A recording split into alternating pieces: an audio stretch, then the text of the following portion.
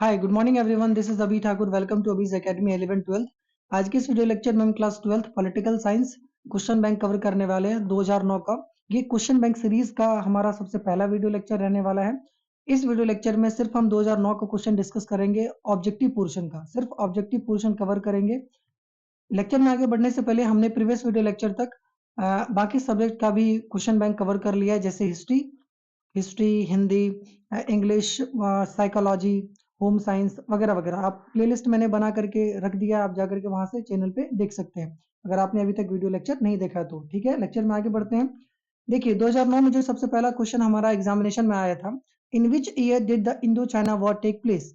प्रश्न ये है कि भारतीय चीन युद्ध किस वर्ष हुआ था। 1971, 1982, 1972, 1962।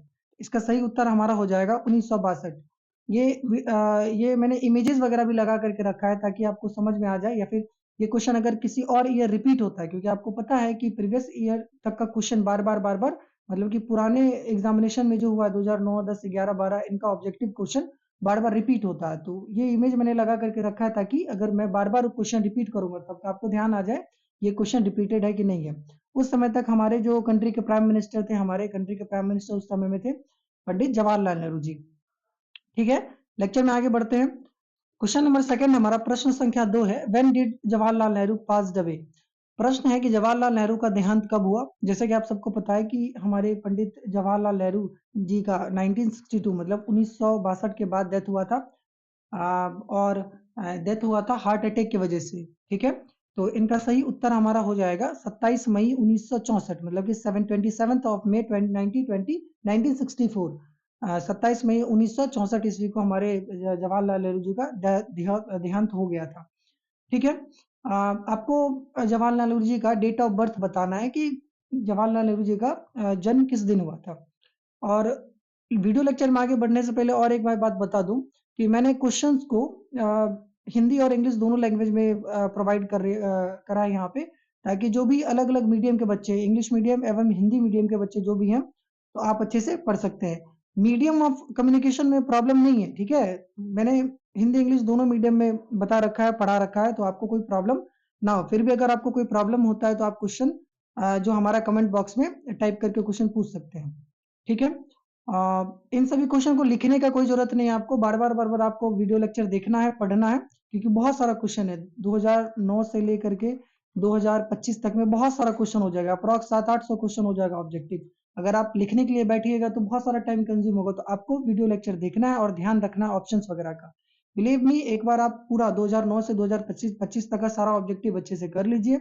आपका पॉलिटिकल साइंस हो या फिर कोई other other subject, history, geography, home science, psychology वगैरह जो भी है, आपको कभी भी ऑब्जेक्टिव वाले पोर्शन में प्रॉब्लम नहीं होगा। और लास्ट वाले जब हमारा 2009 से 2025 कवर हो जाएगा वीडियो लेक्चर ऑब्जेक्टिव पोर्शन, तो हम लास्ट में एक वन शॉट वीडियो लेक्चर बनाएंगे जिसमें हम लोग 2009 से लेकर के 2025 तक का पूरा एक ही वीडियो लेक्चर में क्वेश्चन रिवीजन के तौर पे कवर कर लेंगे। ठीक है, तो ध्यान रखिए इस बातों का। चलिए लेक्चर में आगे बढ़ते हैं। क्वेश्चन नंबर 3 है हमारा, in which country was the panchayati system established. Question है हमारा, पंचायत व्यवस्था किस देश में स्थापित की गई थी या फिर की गई है। बांग्लादेश, पाकिस्तान, नेपाल, भूटान। तो इनका आंसर हम लोगों को पता है, हमारा इंडिया होगा। अब इंडिया तो ऑप्शन में है नहीं, क्योंकि इंडिया में जो है पंचायती सिस्टम चलता है। ठीक है, थर्ड लेवल ऑफ गवर्नमेंट। लेकिन ऑप्शन के अकॉर्डिंग अगर बात करेंगे बांग्लादेश, पाकिस्तान, नेपाल, भूटान, तो इसका आंसर हमारा हो जाएगा नेपाल। नेपाल में भी पंचायती सिस्टम लागू हुआ है। आगे बढ़ते हैं। नेपाल का जो कैपिटल है, मतलब ये हमारा इंडिया है, और इधर आप सबको पता है क्या है, छोटा सा नेपाल, मतलब बिहार के जस्ट ऊपर के वाले एरिया में। इसका कैपिटल हो जाएगा काठमांडू। ठीक है, आगे बढ़ते हैं। क्वेश्चन नंबर 4 है, प्रश्न संख्या 4, where was the first non aligned movement conference held.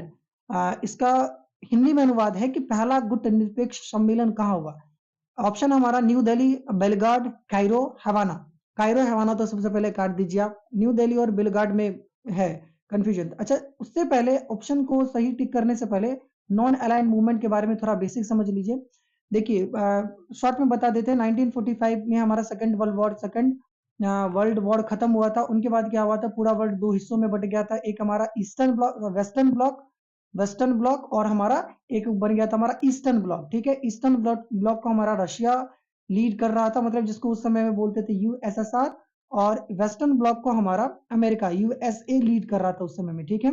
और बहुत सारी जो वर्ल्ड की अलग अलग कंट्रीज है, अलग अलग देश हैं, कुछ देश वेस्टर्न ब्लॉक को ज्वाइन कर लिया था और कुछ देश ईस्टर्न ब्लॉक को ज्वाइन कर लिया था। तो कुछ ऐसे भी बचे हुए देश थे जो कि ना तो ईस्टर्न ब्लॉक को ज्वाइन किया ना तो वेस्टर्न, मतलब कि ना तो अमेरिका का पार्ट बना था ना तो यूएसएसआर का पार्ट बना था। तो उन्हीं लोगों को हम क्या बोलते हैं, फिर उन्हीं कंट्री को हम क्या बोलते हैं, नाम कंट्री।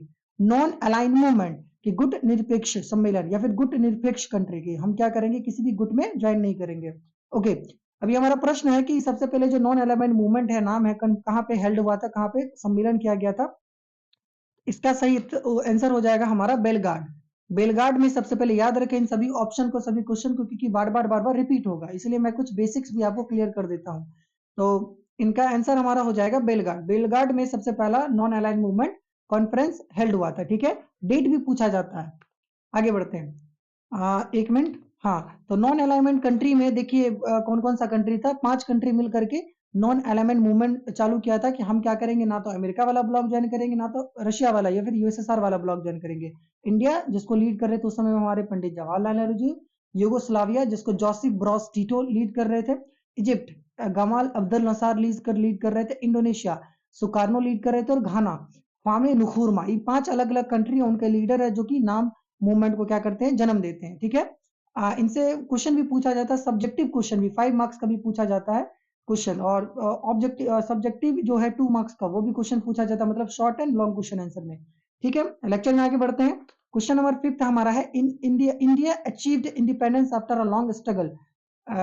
भारत ने लंबे संघर्ष के बाद स्वतंत्रता पाई। सबको पता है हमारा प्यारा इंडिया का फ्लैग है, सैफ्रॉन व्हाइट एंड ग्रीन, और ये हमारा हो जाएगा चक्र, ठीक है। सबका अलग अलग कलर का अलग अलग मीनिंग होगा, तो सबको इसका आंसर पता है। 26 नहीं, 15 अगस्त 1947, मतलब भारत ने बहुत लंबा संघर्ष किया। 15 अगस्त 1947 में भारत को क्या मिला, आजादी मिला। और ये 26 बार बार मेरे दिमाग में इसलिए आ रहा है जुबान पे, रीजन क्या है, इस समय में हमारा कॉन्स्टिट्यूशन संविधान वगैरह लागू हुआ था, ठीक है। आगे बढ़ते हैं। नहीं, 15 अगस्त 1947 को हमारा देश आजाद हुआ था। लेक्चर में देखिए अगला क्वेश्चन क्या है कि when was the Soviet union dissolve. वही कि अच्छा, क्वेश्चन ये है कि सोवियत संघ का विघटन कब हुआ। अब वही सोवियत संघ जो यूएसएसआर था हमारा, यूएसएसआर जो कोल्ड वॉर चल रहा था, मतलब कि 1945, जस्ट अभी जो आपको हम बताएं कि 2 ग्रुप में बट गया था, एक हमारा यूएसएसआर वाला ब्लॉक, एक बन गया था हमारा यूएसए वाला ब्लॉक। ये बीच में एक झगड़ा चल रहा था, टसल चल रहा था, टेंशन का माहौल चल रहा था, इसी को बोला गया था कोल्ड वॉर, ठीक है।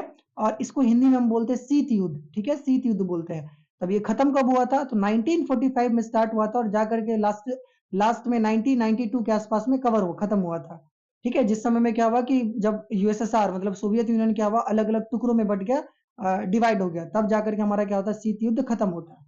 तो इसका आंसर देखिए क्या है हमारा, इसका आंसर हो जाएगा हमारा 1991, सॉरी 25, कंफ्यूजन था थोड़ा मुझे भी, तो 1991 मतलब 1991, 25 दिसंबर 1991, वही आसपास में 1992 के आसपास में क्या हुआ था, विघटन हुआ था, सोवियत यूनियन टूट गया था और अलग अलग कंट्रीज में बट गया था। अभी आपको पता होना चाहिए कि 16 अलग अलग कंट्री, 16 की 18 ऐसे अलग अलग कंट्री में सोवियत यूनियन टूटा हुआ है, जिनमें सबसे बड़ा कंट्री अभी क्या है, रशिया। उसके बाद आसपास का जो कंट्री आपको दिखता है, कजाकिस्तान, तुर्कमेनिस्तान वगैरह वगैरह कंट्री, ये सभी कंट्री टूटा था उस समय में। अच्छा, उस समय जिस समय में टूटा था उस समय में हमारे जो रशिया के या फिर यूएसएसआर के जो लीडर थे उसका नाम क्या था, मिखाइल गोर्बाचेव। याद रखिएगा इस बात को, under the leadership of Mikhail Gorbachev. ये अंकल का फोटो है मिखाइल गोर्बाचेव का, हाई बोल दीजिए, ठीक है। अगला क्वेश्चन हमारा, आई होप आपको क्लियर हो गया है। अगला क्वेश्चन हमारा ये है, question number 7, what is the number of the permanent member of the UN security council. UN security council में सुरक्षा परिषद के संस्थायी सदस्यों की संख्या कितनी है, तो इसका आंसर हमारा कितना हो जाएगा, 5। मतलब परमानेंट मेंबर जो होता है हमारा 5 होता है, ठीक है। ये हमारा यूनाइटेड नेशन सिक्योरिटी काउंसिल का क्या है, फ्लैग है। अब यूनाइटेड नेशन बेसिकली क्या है कि एक होता है यूनाइटेड नेशन ऑर्गेनाइजेशन, तो एक हमारा United Nations, United states of America, तो अमेरिका कंट्री है, लेकिन यूनाइटेड नेशंस जो सिक्योरिटी काउंसिल है बेसिकली क्या है, इंटरनेशनल ऑर्गेनाइजेशन। अगर हिंदी में बात करें तो यूनाइटेड नेशन क्या है, एक मिनट में आपको क्लियर कर रहा हूँ। यूनाइटेड नेशन, हाँ, यूनाइटेड नेशन एक क्या है कि अंतरराष्ट्रीय संगठन है, जो कि जिसके मेंबर कौन है, 5 अलग अलग, मतलब परमानेंट मेंबर जो रहते हैं परमानेंट रहेंगे, वो 5 मेंबर है। अमेरिका, यूनाइटेड किंगडम जिसको हम ब्रिटेन भी बोलते हैं, फ्रांस हो गया, रशिया हो गया, चाइना हो गया, ये 5 हमेशा परमानेंट मेंबर रहेंगे। और एक और क्वेश्चन हमारा पूछा जाता है यूनाइटेड नेशन से कि यूएन से, तो बताइए यूएन में कितना अंग है, या फिर how many parts in the United Nation Organisation. तो इसका उत्तर हमारा हो जाएगा 6 पार्ट, मतलब 6 अलग अलग ऑर्गन है किसमें, यूनाइटेड नेशन ऑर्गेनाइजेशन में, जो इंटरनेशनल ऑर्गेनाइजेशन है, यूनाइटेड नेशन ऑर्गेनाइजेशन अंतरराष्ट्रीय संगठन है। देखिए पहला हमारा ऑर्गन हो जाएगा पार्ट जनरल असेंबली, दूसरा सिक्योरिटी काउंसिल, तीसरा हमारा इकोनॉमिक एंड सोशल काउंसिल, ईसीओएससीओ जिसको बोला जाता है, trusteeship council, international court of justice ICJ, और सेक्रेटरीट। ये 6 अलग अलग ऑर्गन है या फिर 6 अलग अलग पार्ट है किसका, यूएन का। याद रखिएगा 6 पार्ट्स में डिवाइडेड है यूएन, ठीक है। ये क्वेश्चन आएगा देखिएगा। Okay, now we are moved to the next question. Our next question is when was the European Economic Community established? European economic community कब स्टैब्लिश हुआ था? यूरोपीय आर्थिक समुदाय की संस्थापना कब हुई थी? यूरोपीय आर्थिक समुदाय बेसिकली क्या है कि यूरोप के सभी कंट्री आपस में मिलकर के एक संस्था बनाया था, जिन संस्थाओं को किस नाम से जाना जाता है, यूरोपियन इकोनॉमिक कम्युनिटी, ईईसी। इसका संस्थापना हुआ था 1957 ईस्वी में। ये उस यूरोपियन इकोनॉमिक कम्युनिटी का मैप है, ठीक है। वो जो संस्था है उसका मैप है, देख सकते हैं ब्लू है और अलग अलग स्टार्स है। आपको बताना है कि कितना, हाउ मेनी स्टार्स, मतलब कितना स्टार्स है, ठीक है। ओके, अगला क्वेश्चन है क्वेश्चन नंबर 9 हमारा, when is the World Human Right Day celebrated? Hindi हो जाएगा इसका, विश्व मानवाधिकार दिवस कब मनाया जाता है? तो इसका उत्तर हमारा है 10 दिसंबर को। मतलब विश्व मानवाधिकार दिवस कब मनाया जाता है? तो 10 दिसंबर को मनाया जाता है, 10 दिसंबर को। और when is the World Human Right Day celebrated? World Human Right Day celebrated on the 10th of December. Now moving to the next question, question number 10, which is the largest country in the South Asia? कि South Asia का, दक्षिण Asia में सबसे बड़ा देश कौन है? अपना प्यारा भारत, ठीक है। देखिए India is the largest country in the South Asia, ठीक है। आगे बढ़ते हैं, question number 11, when was the Janata party form? यहाँ जनता पार्टी गवर्नमेंट फॉर्म, जनता पार्टी की सरकार कब बनी थी? तो सबसे पहली बात ये कि जनता पार्टी के जो बहुत इंपॉर्टेंट लीडर थे, फाउंडर भी बोल सकते हैं, उसका नाम है हमारा जयप्रकाश नारायण। आपको बार बार रिपीट करके मैं बता रहा हूँ कि जयप्रकाश नारायण का बहुत सारा क्वेश्चन रिपीट होगा आपके हिंदी दिगंत भाग 2 में। दिगंत भाग 2 वाले बुक में भी संपूर्ण क्रांति करके एक चैप्टर है, जिनके राइटर कौन है? हमारे जयप्रकाश नारायण जी, ठीक है। आप वहां से भी रिलेट कर पाएंगे, आप जितना रिलेट कीजिएगा, जितना कनेक्ट कीजिएगा, उतना आपको याद रहेगा। तो जनता पार्टी का गवर्नमेंट कब बना था? तो इसका उत्तर हो जाएगा हमारा 1977 ईस्वी में जनता पार्टी की सरकार बनी थी, या फिर बना था, जो भी है। देखिए now next question is, how many private banks were nationalised at the one time in India? एक साथ कितने निजी बैंकों का राष्ट्रीयकरण किया गया था? अब ये कब किया गया था मैं आपको बता रहा हूँ, 19 समथिंग है। आपको कमेंट बॉक्स में बताना है कि किस डेट में, गूगल कीजिएगा आपका आंसर मिल जाएगा, गूगल होमवर्क है, कि किस डेट को, किस तिथि को भारत में अब इसका आंसर हो जाएगा हमारा क्या चीज, 14। किस तिथि को भारत में एक साथ 14 बैंकों को राष्ट्रीयकरण किया गया था? इसका आंसर आपको कमेंट में लिखना है कि आपको डेट बताना है कि किस डेट में 14th बैंक को राष्ट्रीयकरण किया गया था, नेशनलाइज किया गया था। Okay, question number 13, which language has been given to the status of the official language by the constitution? Hindi संविधान ने किस भाषा को राष्ट्रभाषा का दर्जा दिया है? बहुत आसान सा प्रश्न है, अंग्रेजी, हिंदी, उर्दू, बंगाली। कि भारत में किस भाषा को राष्ट्रभाषा का दर्जा दिया जाता है? देखिए इसका अगर हम आपको बेसिक्स बताएं तो 8वें शेड्यूल में, 8th schedule of the constitution में दिया गया, हमारे भारत के संविधान के 8वें शेड्यूल में। अब शेड्यूल को भगवान जाने क्या बोलता है हिंदी में, मुझे बिल्कुल पता नहीं है, मैं भूल रहा हूँ आई थिंक, ठीक है। आपको पता है तो कमेंट में लिख सकते हैं। तो भारत के संविधान के 8वें शेड्यूल में, जो 12 शेड्यूल है, 12 शेड्यूल में से 8वें शेड्यूल में किसके बारे में बात किया गया? इनके बारे में, मतलब कि लैंग्वेज वगैरह के बारे में, ठीक है, लैंग्वेज वगैरह की भाषा के बारे में। और आपको पता होना चाहिए कि हमारे भारत के संविधान ने 22 भाषा को ऑफिशियल लैंग्वेज का दर्जा दिया है। तो उसमें इंग्लिश भी है, लेकिन बेसिकली यहाँ क्या हमारा आंसर हो जाएगा, हिंदी।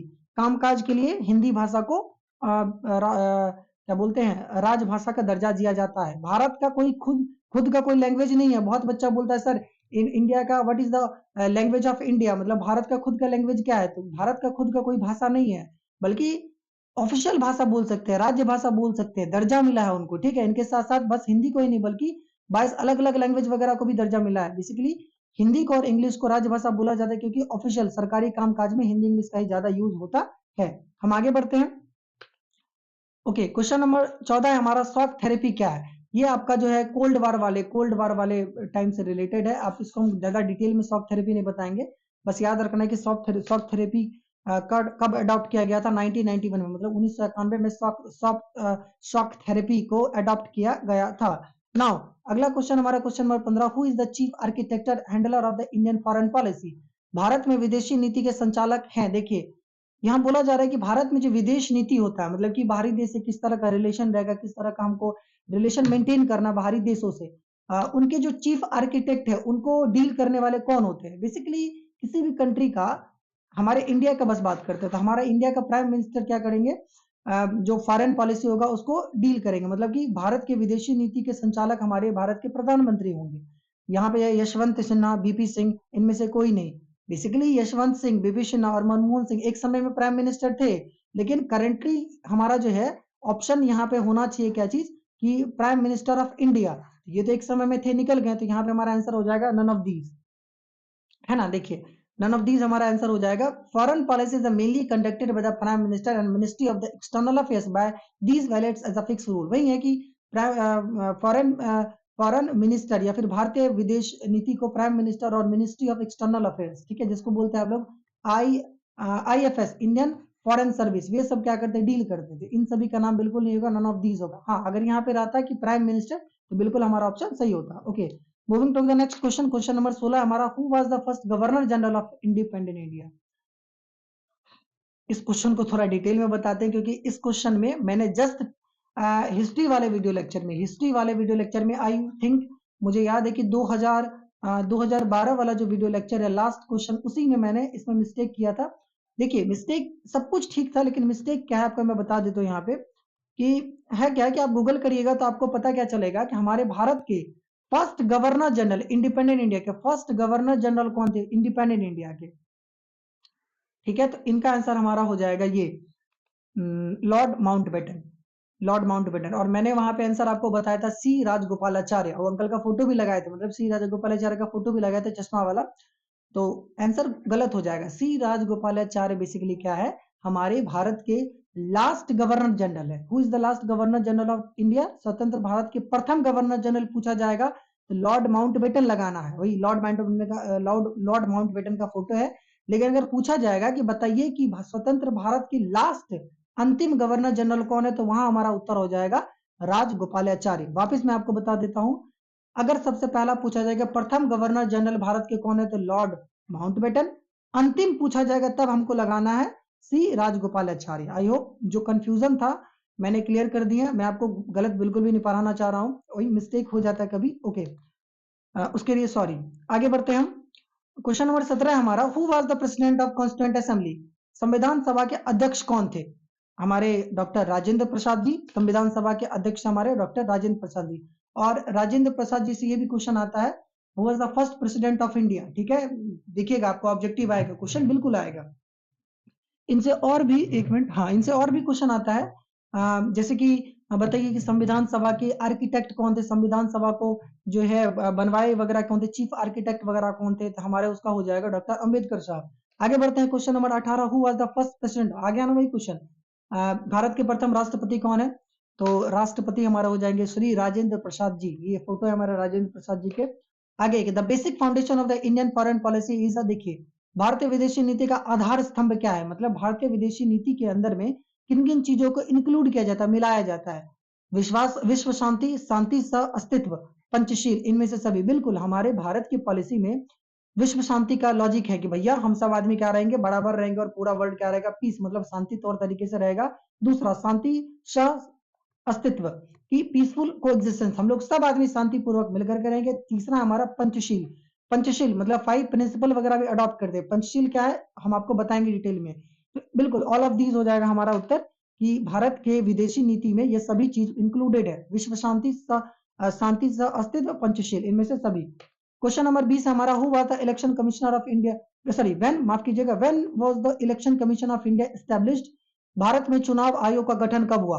तो चुनाव आयोग का गठन आपको पता है, ऑब्जेक्टिव क्वेश्चन, सब्जेक्टिव क्वेश्चन में भी पूछा जाता है। बताइए कि कुछ काम बताइए किसका, चुनाव आयोग का। तो चुनाव आयोग का काम क्या है, इलेक्शन करवाना, भारत में क्या करवाना, चुनाव करवाना।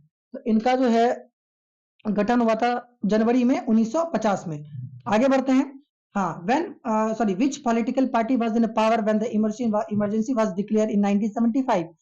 किस राजनीतिक दल ने 1975 में आपातकालीन घोषणा का किया था? मतलब कि आपको राजनीतिक दल का नाम बताना है जो 1975 में जो हमारे भारत में आपातकालीन लगा था, इमरजेंसी लगा था, उस समय में हमारे कंट्री में कौन से ऐसे राजनीतिक दल थे जिन्होंने डिक्लेयर किया था कि भैया इमरजेंसी लग गया, डिक्लेयर इमरजेंसी। ओके, इसका आंसर हमारा जाएगा सीपीआई, मतलब कम्युनिस्ट पार्टी ऑफ इंडिया बोल सकते हैं आप, ठीक है।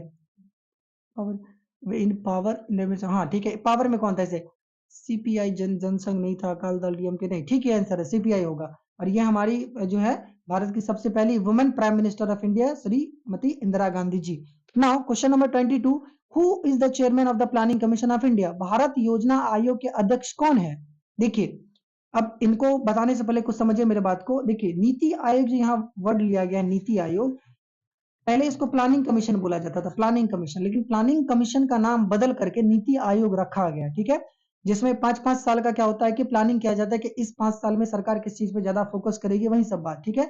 आपको होमवर्क में गूगल होमवर्क है, गूगल होमवर्क है कि आपको डेट बताना है कि कब कब डेट बताना है कि कब प्लानिंग कमीशन का नाम मतलब भारतीय योजना आयोग का नाम नीति आयोग रखा गया, ठीक है। अब इसका जो क्वेश्चन है उनका ऑप्शन पढ़ते हैं कि वित्त मंत्री, प्रधानमंत्री, रिजर्व बैंक के गवर्नर और वित्त आयोग के अध्यक्ष।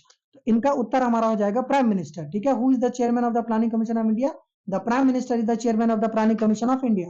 क्वेश्चन नंबर 23 है, right the full form of CTBT. देखिए, सीटीबीटी का बेसिकली फुल फॉर्म होता है कंप्रिहेंसिव टेस्ट बैंड ट्रीटी 1996। अच्छा, comprehensive test ban treaty 9 full form होगा और 1996 में आया था। तो ये हमारा जो है 1996 में आया था। बेसिकली क्या है कि जब कोल्ड वॉर खत्म हुआ था ना, शीत युद्ध, उनके बाद आया था। ये जो परमाणु वगैरह जो है यूज कर रहे हैं, फिर परमाणु वगैरह पे प्रबंध, मतलब कि एटॉमिक बम वगैरह यूज करने पे लिमिटेशन लगाने से रिलेटेड पॉलिसी है। अगला क्वेश्चन हमारा 24 बहुत शॉर्ट में पूछा गया था 2009 में। Right the full form of ASEAN. इसका आंसर हमारा हो जाएगा Association of the South East Asian Nation. इसका हिंदी में उत्तर है कि दक्षिण पूर्व एशियाई राष्ट्र संघ। क्वेश्चन आगे बढ़ते हैं। Question number 25, right the full form of UNESCO. इसका यूनेस्को का फुल फॉर्म लिखे थे, United Nation Education Scientific and Cultural Organisation, Hindi में संयुक्त राष्ट्र शैक्षिक, वैज्ञानिक एवं सांस्कृतिक संगठन। Question number 26, which is the following are the element of the traditional security policy? परंपरागत सुरक्षा नीति के कौन कौन से तत्व होते हैं? तो शक्ति संतुलन, गठबंधन की राजनीति, सामूहिक सुरक्षा, इनमें से सभी। आई थिंक इनमें से सभी होगा, ऑल ऑफ दीज, ठीक है। Question number 27, who was the founder of the Chipko movement? याद रखिए इस बात को। चिपको मूवमेंट, एक मिनट में आपको बता रहा हूं कहाँ गया, हाँ नहीं नहीं, क्वेश्चन यही था, ठीक है। चिपको मूवमेंट के जो फाउंडर उनका नाम है चंडी प्रसाद भट्ट। चंडी प्रसाद भट्ट चिपको आंदोलन के कौन है? संस्थापक है। ये हमारे जो है क्या बोलते हैं, चंडी प्रसाद भट्ट जी हैं। उनको अवार्ड वगैरह दिया जा रहा है और होमवर्क यहाँ पे आपको नहीं देते हम। और चिपको मूवमेंट में बेसिकली क्या था कि जो पेड़ों वगैरह का कटाई होता है, आपको याद होगा कुछ, बेसिकली तो पता ही है ना बेसिक्स इनका, कि जो पेड़ वगैरह का कटाई होता था तो लोग जो है पेड़ वगैरह को बचाने के लिए उनसे लिपट गए थे, ठीक है। तो बोला जाता था कि भाई पहले तुम मुझे काट दे, हमको काट दो, फिर जाकर के पेड़ काटना। तो इन्हीं मूवमेंट को, इन्हीं आंदोलन को किस नाम से जाना जाता है? चिपको मूवमेंट, मतलब हिमालय के आसपास में हुआ था, ठीक है। आगे बढ़ते हैं, याद रखिएगा चिपको मूवमेंट के या फिर चिपको आंदोलन के जो संस्थापक थे उनका नाम है चंडी प्रसाद भट्ट जी। आगे बढ़ते हैं, क्वेश्चन नंबर 28 है, Bharatiya Janata party BJP form, मतलब भारतीय जनता संघ या फिर भारतीय जनता पार्टी का गठन कब हुआ था? ये अभी जो करंटली हमारे 2025 में जो सेंट्रल गवर्नमेंट, मतलब कि सेंट्रल गवर्नमेंट में जो रूल रहा बीजेपी, तो उनके जो है फॉर्म कब हुआ था? 6 अप्रैल 1998, मतलब 1980, 6 अप्रैल 1980 में जो है हमारा भारतीय जनता पार्टी फॉर्म हुआ था। अब आपको बताना है, होमवर्क क्या है कि इसके फाउंडर का नाम बताना। Who is the founder of Bharatiya Janata party, मतलब भारतीय जनता पार्टी के संस्थापक कौन थे? आपको डेट पता है लेकिन संस्थापक बताइएगा। ऑब्जेक्टिव क्वेश्चन वो भी आता है हमारा। Question number 29, who said freedom is my birth right? किसने कहा स्वतंत्रता हमारा जन्मसिद्ध अधिकार है? तो सरदार पटेल ने, भगत सिंह ने, तिलक ने, चंद्रशेखर आजाद ने। ये हमारे जो है क्या बोलते हैं, भगत सिंह ने, तिलक जी का फोटो है। उन्होंने कहा था कि स्वतंत्रता हमारा जन्मसिद्ध अधिकार है। ये तिलक टाइटल है, बाल गंगाधर तिलक पूरा नाम है, याद रखिएगा। स्वतंत्रता हमारा जन्मसिद्ध अधिकार है, किसने कहा था? बाल गंगाधर तिलक। और आगे बढ़ते हैं, क्वेश्चन नंबर 30 हमारा, हु गिव द स्लोगन जय जवान जय किसान? नाम से ही समझ में आ रहा है आपको, जय जवान जय किसान का नारा किसने दिया था? जवाहरलाल नेहरू बिल्कुल नहीं। सरदार पटेल जी बिल्कुल नहीं। जयप्रकाश नारायण जी नहीं। अच्छा, जयप्रकाश नारायण एक बहुत इंपॉर्टेंट स्लोगन दिए थे, संपूर्ण क्रांति, संपूर्ण क्रांति ऐसे करके, उसको इंग्लिश में बोलते हैं टोटल रिवॉल्यूशन, टोटल रिवॉल्यूशन। ठीक है, अब याद रखिएगा कि संपूर्ण क्रांति का नारा किसने दिया था? हमारे प्यारे जयप्रकाश नारायण जी।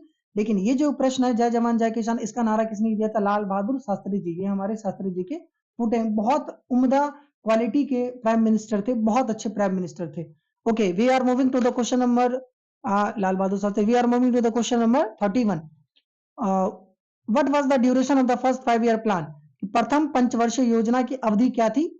1951 से 56, 1952 से 57, 1947 से 42, 1955 से 1960। देखिए यहाँ लिस्ट लगा हुआ है फर्स्ट 5 ईयर प्लान के, मतलब प्रथम पंचवर्षीय योजना। तो देखिए प्रथम पंचवर्षीय योजना 1951 से 56, दूसरा हो जाएगा 1956 से 61, तीसरा हो जाएगा 1961 से 66, और उसके बाद ऐसे करके दिया हुआ आपका 3 एनुअल प्लान आया था। उसके बाद फोर्थ 1969, मतलब कि 1969 से 1974 पूरा पढ़ सकते हैं आप। तो यहाँ हमारा क्वेश्चन कौन सा है? फर्स्ट 5 ईयर प्लान की पहला पंचवर्ष योजना कब लगा था? 1951 से 1956। तो 1951 से 1956, ऑप्शन नंबर ए हमारा क्या हो जाएगा? सही हो जाएगा। ठीक है, 1951 to 1956। Question number 32, in which state is Shiv Sena mainly active? जो शिवसेना राजनीतिक दल है किस प्रांत में सक्रिय है, बहुत ज्यादा एक्टिव है? तो महाराष्ट्र, गुजरात, पंजाब, हरियाणा। इसका उत्तर हमारा हो जाएगा महाराष्ट्र। ये बहुत इंपॉर्टेंट या फिर बहुत पॉपुलर लीडर हैं, किसके लीडर थे, इनका डेथ हो चुका है। लीडर थे किसके? शिवसेना के। आपको इनका नाम बताना, गूगल होमवर्क, गूगल होमवर्क। ठीक है, आप स्क्रीनशॉट लेकर के गूगल पे फोटो अपलोड करिएगा तो आपको वहां से भी मिल जाएगा। या फिर आपको लिखना who is the popular leader of the Shiv Sena, सबसे पहले इन्हीं का फोटो आएगा, आपको नाम बताना है, बिल्कुल नाम बताना है, होमवर्क में। Question number 33, when did the cold war and? हाँ वही शीत युद्ध 1945 से लेकर के 1992, नहीं 1991, दिसंबर 1991। कब से कब तक हमारा कोल्ड वॉर चला था? शीत युद्ध कब चला था? या फिर क्वेश्चन हमारा ये है कि शीत युद्ध का अंत कब हुआ? ऑब्वियस सा बात है 1991 में खत्म हुआ था। 1981 गलत, 2001 2002 नहीं, 1991 याद रखिएगा। 1991 में, मतलब 1991 में शीत युद्ध का अंत हुआ था। क्वेश्चन नंबर 34 है, 34 है, when did the Golaknath case occur? देखिए अब बताने के लिए तो बहुत कुछ मैं बता सकता हूँ गोलकनाथ केस के ऊपर में, बट याद रखिएगा बहुत इंपॉर्टेंट कुछ कुछ ऐसा केसेस होता है पॉलिटिकल साइंस में, जैसे कि गोलकनाथ केस हो गया, एक और भी है जैसे कि क्या बोलते हैं, नाम भूल रहे हैं हम आपको, ये था केशव नंदा भारती केस। बहुत सारा ऐसा ऐसा केस है जो कि हमारे भारत के राजनीतिक को बहुत अलग तरीके से क्या करता, मोल्ड कर देता है। मतलब इन्हीं सभी केसेस के बाद हमारे पास क्या आया था? बेसिक स्ट्रक्चर आया था, मतलब कि जो मूलभूत स्ट्रक्चर होता संविधान का, वो आया था हमारे कंट्री में। तो खैर बस बेसिक इतना याद रखना कि गोलकनाथ के केस कब हुआ था। इसका जो केस हुआ था 1996, मतलब 1966 में गोलकनाथ मुकदमा हुआ था। अब इस मुकदमा में किसके किसके बीच में? गोलकनाथ आदमी है, इसके साथ हुआ था पंजाब गवर्नमेंट के अगेंस्ट हुआ था, मतलब पंजाब में हुआ था। जजमेंट 1967 1967 में आया था। ठीक है, आगे बढ़ते हैं। प्रश्न संख्या 35, in which year was the right to information act was implemented? RTI, right to information act, सूचना का अधिकार किस वर्ष लागू हुआ था? सबको पता है 2005 में। और बहुत सारे बुक के पीछे में डायग्राम लगा होता है, बच्चा फोटो, बच्चा का फोटो वगैरह रहता है, आप देखिएगा गवर्नमेंट वाले बुक में, एनसीईआरटी वाले बुक में राइट टू इंफॉर्मेशन एक्ट का फोटो रहेगा, 2005 आरटीआई लिखा हुआ रहेगा। ठीक है, आप, मैं बता रहा हूं ताकि आपको रिलेट हो पाए, आप कनेक्ट कर पाए, ताकि आपको लंबे समय तक याद रहे। क्वेश्चन नंबर 35 हमारा है, sorry question number 36, India planning system is based on which ideology? Bharat नियोजन व्यवस्था किस विचारधारा पर आधारित है? उदारवादी, साम्यवादी, गांधीवादी, लोकतांत्रिक, समाजवादी। तो इसका उत्तर हमारा हो जाएगा डेमोक्रेटिक सोशलिज्म, मतलब कि लोकतांत्रिक समाजवादी। भारतीय नियोजन व्यवस्था किस विचारधारा पर आधारित है? विचारधारा का नाम है लोकतांत्रिक समाजवाद। प्रश्न संख्या 37, who give the slogan total revolution? आपको बिल्कुल आंसर पता है, मैंने इसी वीडियो लेक्चर में जस्ट 3-4 क्वेश्चन पहले करवाए थे, जिसको हिंदी में संपूर्ण क्रांति बोलते हैं। संपूर्ण क्रांति का नारा किसने दिया था? हमारे प्यारे जयप्रकाश नारायण जी। ये है जयप्रकाश नारायण जी का photo. Question number 38, globalisation is based on which ideology? सबसे पहले आपको भूमंडीकरण ग्लोबलाइजेशन के, भूमंडलीकरण ग्लोबलाइजेशन के बारे में समझना पड़ेगा। ग्लोबलाइजेशन बेसिकली क्या है कि जब वर्ल्ड का अलग अलग कंट्री, देश के पूरा विश्व के अलग अलग कंट्री जब आपस में क्या होता है, कनेक्टेड होता है, ट्रेड वगैरह से, व्यापार वगैरह से, उन्हीं को हम लोग क्या बोलते हैं? ग्लोबलाइजेशन। जैसे इंडिया हमारा, ठीक है, इंडिया है, इंडिया हमारा यूएसए से कनेक्टेड है, चाइना से कनेक्टेड है, पाकिस्तान से कनेक्टेड है, म्यांमार से कनेक्टेड है, और म्यांमार हमारे इंडिया से कनेक्टेड है। दोनों एक दूसरे से क्या करता है? गुड्स वगैरह खरीदता है, सामान खरीदता है, आदान प्रदान होता है, इस तरह से। इसको हम क्या बोलेंगे? ग्लोबलाइजेशन। तो पूछा जा रहा है कि ग्लोबलाइजेशन जो है किस आइडियोलॉजी पे है, तो भूमंडलीयकरण किस विचारधारा पर टिका हुआ है, तो इसका उत्तर हमारा हो जाएगा लिबरलिज्म। इसका हिंदी में होता है उदारवाद, उदारवाद। ठीक है। Now question number 39, when was Subhash Chandra Bose born, कि सुभाष चंद्र बोस का जन्म कब हुआ, तो सुभाष चंद्र जी ये हमारे हैं सुभाष चंद्र जी, इनका जन्म हुआ था 23 जनवरी 1897 को, 23 जनवरी 1897 को सुभाष चंद्र बोस जी का जन्म हुआ। और सुभाष चंद्र बोस जी से एक इंपॉर्टेंट क्वेश्चन ये भी बनता है कि इंडियन नेशनल आर्मी, INA मतलब इंडियन नेशनल आर्मी, भारतीय सेना, जो भी आप हिंदी में देख लीजिए, इंडियन नेशनल आर्मी को आप लोग क्या बोलिएगा, इनके फाउंडर मतलब कि इनके जनक किसे कहा जाता है, तो हमारे उनका नाम हो जाएगा सुभाष चंद्र बोस जी। कि इंडियन नेशनल आर्मी के भी जनक कौन है, Subhash Chandra Bose ji. Okay, question number 14 मतलब क्वेश्चन नंबर 40 हमारा, when was the United Nation Organisation established, वही कि यूनाइटेड संयुक्त राष्ट्र संघ की स्थापना कब हुई, तो 1945 मतलब 1945 में संयुक्त राष्ट्र संघ की स्थापना हुई थी। ये यूनाइटेड नेशन ऑर्गेनाइजेशन का क्या है, लोगो है। ठीक है, अब आगे देख सकते हैं। ओके, यहीं तक है क्वेश्चन हमारा, कि मतलब कि 2009 में हमारा सिर्फ 40 क्वेश्चन पूछा गया था ऑब्जेक्टिव पोर्शन से, और हमारा 2009 का political science previous year question मतलब कि पिछले साल का जो प्रश्न था ऑब्जेक्टिव वाला खत्म हो चुका है, मैंने आपको बहुत अच्छे से करवाया था। क्वेश्चन ये आता है कि सर की मतलब 40 से क्वेश्चन क्यों पूछा गया था, पूछा तो जाता है बहुत ज्यादा, मतलब कि 50% ऑब्जेक्टिव पूछा जाता है, अब तो 2024-25 में 100 क्वेश्चन देगा, उसमें से मात्र 50 बनाना है। तो बाबू सुनिए ध्यान से, आप 2009 को 9 का पैटर्न पढ़ रहे हैं, क्वेश्चन पेपर पैटर्न पढ़ रहे हैं, 2009 में ओल्ड पैटर्न चलता था। ठीक है, ओल्ड पैटर्न चलता था। आप देखिएगा इनके बाद किसी ईयर में 25 क्वेश्चन रहेगा, किसी में 30 रहेगा, किसी में 50 रहेगा, तो ऐसे फ्लक्चुएशन होते रहेगा। जब 2018 के बाद 19 के बाद नया पैटर्न आता है, तब जाकर के हर एक सेट में 50-50 क्वेश्चन दिया जाने लगेगा। ठीक है, तो 2009 में सिर्फ और सिर्फ 40 क्वेश्चन पूछा था ऑब्जेक्टिव, और 60 क्वेश्चन जो भी है उसका मिला करके 40, 50, 60, 70, 80 मतलब वही 40 हमारा क्या पूछा गया था, और सब्जेक्टिव पूछा गया था। तो ठीक है, तो हमने आपको 2009 का पॉलिटिकल साइंस का पूरा अच्छे से क्वेश्चन पेपर डिस्कस करवा दिया, ऑब्जेक्टिव पोर्शन। तो नेक्स्ट वीडियो लेक्चर हमारा क्या रहेगा, इसी ऑब्जेक्टिव पोर्शन का पार्ट 2 रहेगा, मतलब सीरीज ही ऑब्जेक्टिव सीरीज का पार्ट 2 वीडियो लेक्चर रहेगा, जिसमें हम लोग 2010 का क्वेश्चन पेपर डिस्कस करेंगे, राजनीतिक विज्ञान क्वेश्चन बैंक 2010। ठीक है, तो मिलते हैं अगले वीडियो लेक्चर में, तब तक के लिए क्लास डिसमिस। Thank you.